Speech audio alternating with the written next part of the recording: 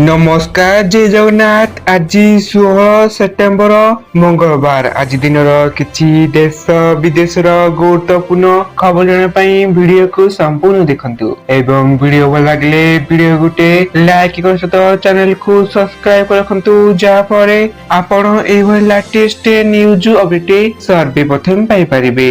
आसंतु संपूर्ण खबर उपरे नजर पकाइबा। राशन कार्डधारी बड़ खबर। बुधवार 1137 राशन दुकान रे राशन बंटन आरंभ होईछि। पीओएस मेसिन अपडेट करिवार काम समाप्त होईछि। एई मासरू केवाईसी नथिबा कार्डधारी माने राशन पाइबे नाही। मेसिन रु सेमानक यूनिट बाहर कर दिया जायछि। एबे केवल केवाईसी पूर्ण धारक मानकु राशन दियाजिबार सूचना मिलु। परवर्ती न्यूज अपडेट। भारत और ऑस्ट्रेलिया मध्य 3 मैच विशिष्ट दिनिकिया सीरीज पाई भारतीय cricket control board BCCI Bharat A team घोषणा करिछि। रोहित शर्मा और विराट कोहली को स्थान मिली नहीं। मीडिया रिपोर्ट अनुसार उभय स्टार खेली ऑस्ट्रेलिया गस्त पूर्व भारत ए टीम रे खेली निजको प्रमाण करने चाहूले, किंतु बीसीसीआई सेमानको दल सामिल करुथार सूचना रही। परवर्ती न्यूज अपडेट। मुख्यमंत्री मोहन माझी बांटिबे नियुक्ति पत्र। नुआ करी चयन कराइथिबा 7टी विभागर 1686 जन प्रार्थी को नियुक्ति पत्र दियाजिबो। कृषि और कृषक सशक्तिकरण विभाग 34, अर्थ विभाग 61, जल संपद विभाग 413, आईन विभाग 37, मत्स्य और प्राणी संपद विभाग 23, स्वास्थ्य एवं परिवार कल्याण विभाग 982 और दक्षता विकास एवं वैषयिक शिक्षा विभाग 136 जन को मिलिबो नियुक्ति पत्र। एने सूचना मिलुछि। परवर्ती न्यूज अपडेट। तुहाको तुहा बिजुछि उड़ीसा। लघुचाप और ट्रफ लाइन प्रभाव राज्यर विभिन्न स्थान में वर्षा जारी रही। आगामी 3 दिन जाए वर्षा हेबार संभावना रही।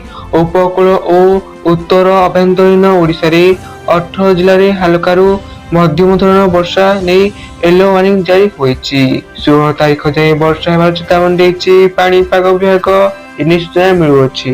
परवर्ती न्यूज अपडेट। केंद्र सरकार जीएसटी संस्कार में बड़ परिवर्तन आनिछंती, जहाँ दैनंदिन जीवन में व्यवहृत जिनिस को सस्ता करिबो। जीएसटी काउंसिल अनेक जिनिस रे टिकस हार ह्रास करी 5% और 18% दुईटी टिकस हार को अनुमोदन करिछि। नुआ हार 22 सेप्टेम्बर 2025 रु लागू हेबो।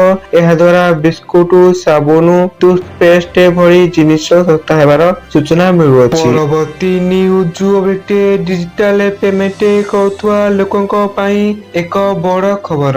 सेप्टेम्बर 15 रु national payment corporation of India NPCI व्यक्ति व्यवसायी P2M कारोबार रे सीमा 10 लाख टका वृद्धि करिछि। या सहित यूपीआई माध्यम रे बड़ कारोबार करबा आहुरी सहज होई जाइछि। विशेष करी सेही क्षेत्र सहित जड़ित लोकन को सहायता करबा पई एही निष्पत्ति नेछि, जो मानको पूर्वरु कम सीमा जुकु समस्यार सम्मुखीन होबाको पड़ुथुला।